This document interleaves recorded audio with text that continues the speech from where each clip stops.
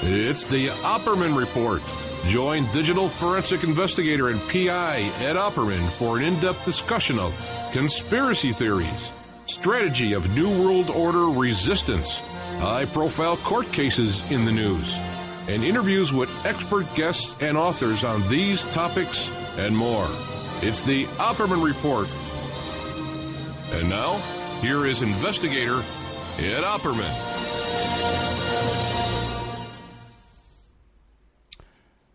Okay, welcome to the Opperman Report. I'm your host, Private Investigator Ed Opperman, and this show is brought to you by emailrevealer.com. Go to emailrevealer.com, and you can get a copy of my book, a signed autographed copy of my book with my name on it, written in my handwriting with my pen at my desk here. Emailrevealer.com. What do you call it? Copy of the book. How to become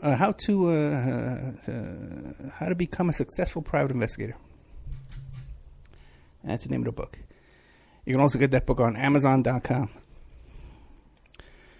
Also, if you think your wife, girlfriend, husband, boyfriend's cheating on you, you give us their email address. We could trace it back to online dating websites and catch them cheating online. You can expand on that investigation and even get them, catch them on a recording. You know, a lot of times when you catch them cheating online, we can find the email address on a dating website. Let's say we find them on Match.com. And the guy will say, "Oh, I was just looking at the pictures. I had to sign up because I just like to look at the pictures of the girls." And sometimes that's true. So we can expand on the investigation, and we have, bogus accounts all set up. I got a blonde girl, an Asian girl, and we contact them, also with men too. We got all kinds of men, all fake accounts. And we contact them, and we try and get them to exchange pictures and email addresses, and to call a phone number that we have, which is a trap line. We capture their caller information, and we record the call. We get them calling up and they're begging for a date. So we can get the goods on them. Emailrevealer.com. Catch them cheating online. When you need that proof. Okay, what's going on here? Let's start the show. Going on forever. I just had to run into the other room like a lunatic because the TV was on. I didn't want to pick up the sound in the other room. Okay, what's going on real quick? Tomorrow we have coming on the show a couple of guests. No, I have one guest. I'm going to be doing an hour solo. And the guest wrote a book, something about how the Ku Klux Klan wants to kill people, blacks and Jews and stuff like that. So that should, that should entertain half my audience who is all for killing Jews. They love killing Jews. And then the other half who's against it. We'll have something for everybody tomorrow at 5 p.m. Pacific Standard Time. Okay, let's see what's going on real quick. Make sure I'm on the air. Okay, got audio there. Got audio here. I'm a professional. Okay. All right. A lot of stuff in the news this week. First of all, if you saw that Trump press conference, my God, that was amateur hour. That's completely a disgrace. Reporters passing around a handheld microphone. It wasn't even a wireless microphone. Passing around some microphone, and Trump's up there telling people to shut up and sit down, and just making stuff up, getting caught lying right in the middle of and people they think it's the greatest thing in the world. Something's going on with that, guys. There's something going on, and you wonder, and people say, "Oh, it's the establishment trying to shut down Trump and doing this and doing that," and but I got to tell you, I was talking to someone this week who's a reliable source that I trust, and he was telling me in D.C. I wanted to leave it open, was it he or she, but he was telling me about the executive office management building, which is across the street from the White House. And this is the building that holds all the White House support staff for the executive branch of government. And he says, Ed, you go down there, it's like a Sunday on a holiday weekend, every day of the week. You walk into the parking lot, and half the spaces are empty. Half the building is empty. Half the offices are empty.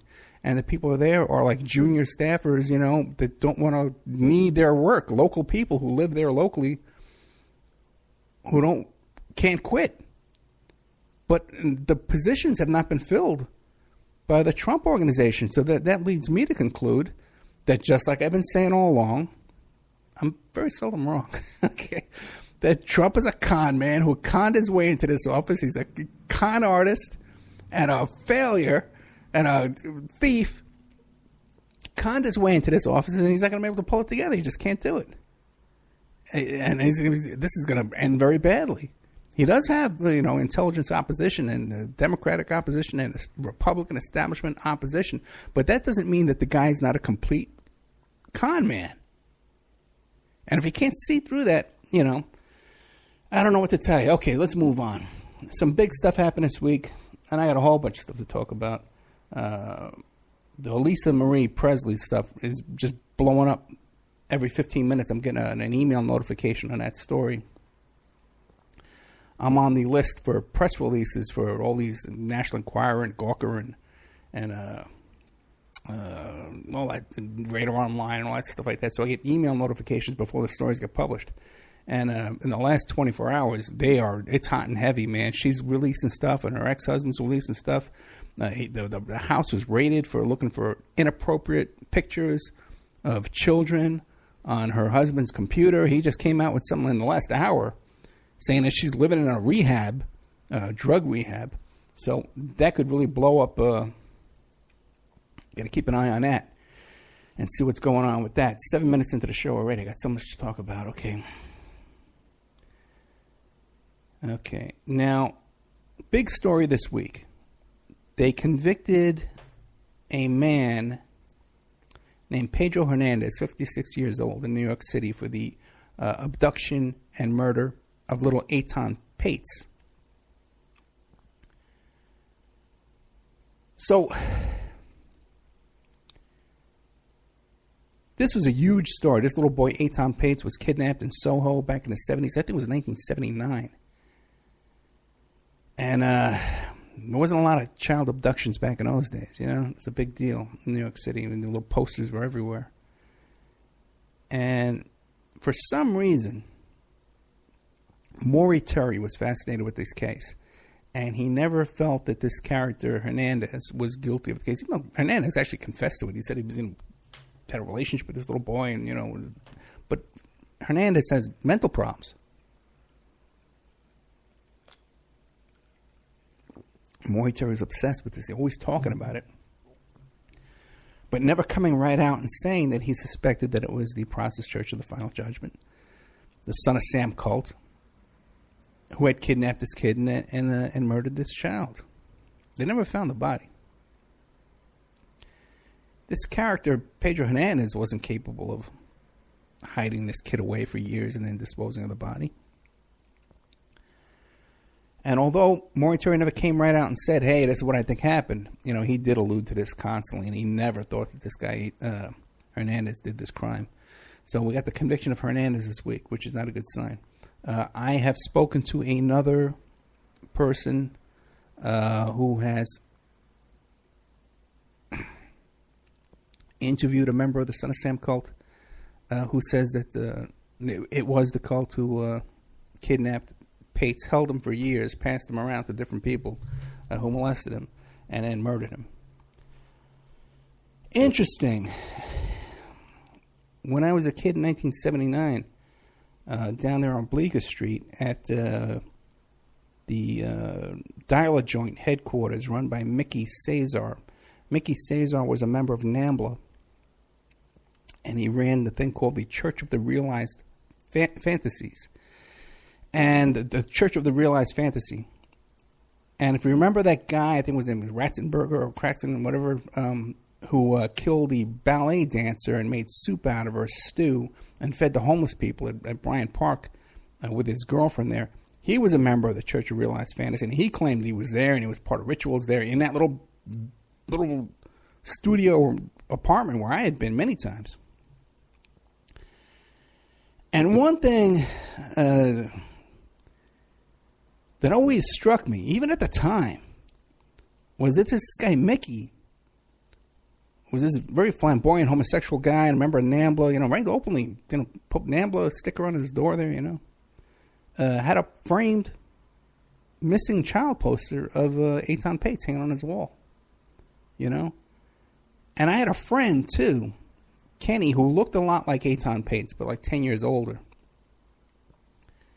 And Mickey loved him, man. We always wanted, like, you know, my friend Kenny wouldn't even come with me there anymore because Mickey was sitting on him so bad. And also, too, you know, there's many other Process and Roy Raiden connections there. You know, Tiny Tim used to hang out down there. And that guy, Allen Ginsberg, used to hang out down there. So, I don't know what to tell you. But very, very odd stuff with Eitan Pates. And now they convicted some guy with a mental illness who probably had nothing to do with the murder. Another case this week, I don't know if you noticed, but Sandusky's son got busted this week. They arrested him on charges of pretty much nagging these two little girls into sending him nude photos. And so he was just arrested and charged with that. And this is the same Sandusky's son who said, "Oh, I don't think my father did anything." He's an adopted son.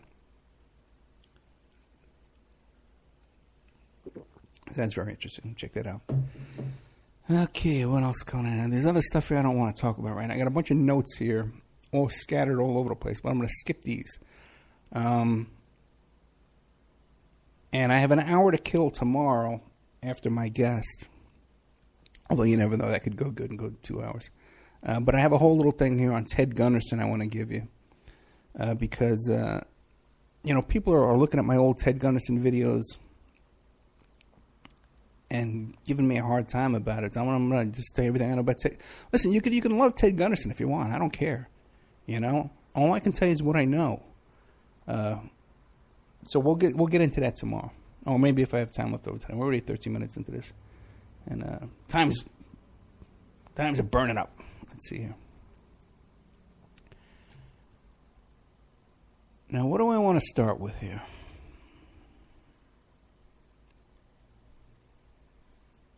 Got a lot of things in the title here. Jeffrey Epstein, David Copperfield, Rob Lowe, Robert Downey Jr., Charlie Sheen, Lisa Presley. One thing you might find interesting is that what I found out this week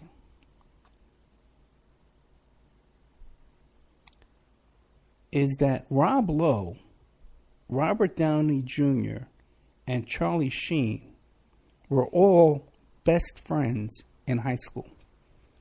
Did you know that? How's that? You know, what the hell's going on there? Did you know that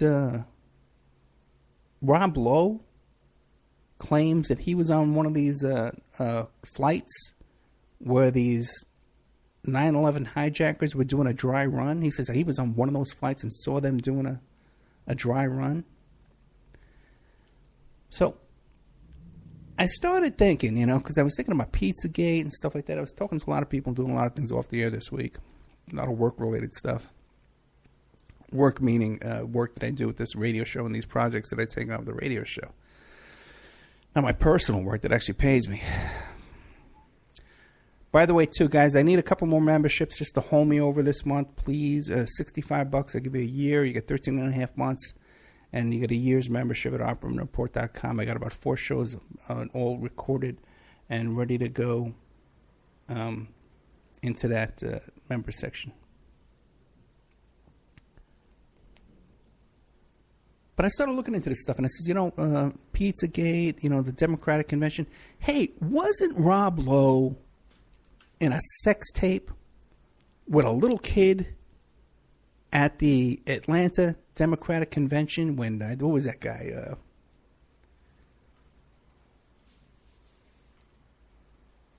Guy who wore the army hat and the tank. He drove the tank.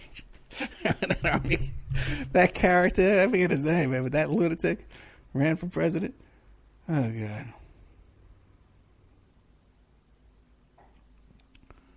Well, I said, let me look into that case. What do I know about Rob Lowe? Okay.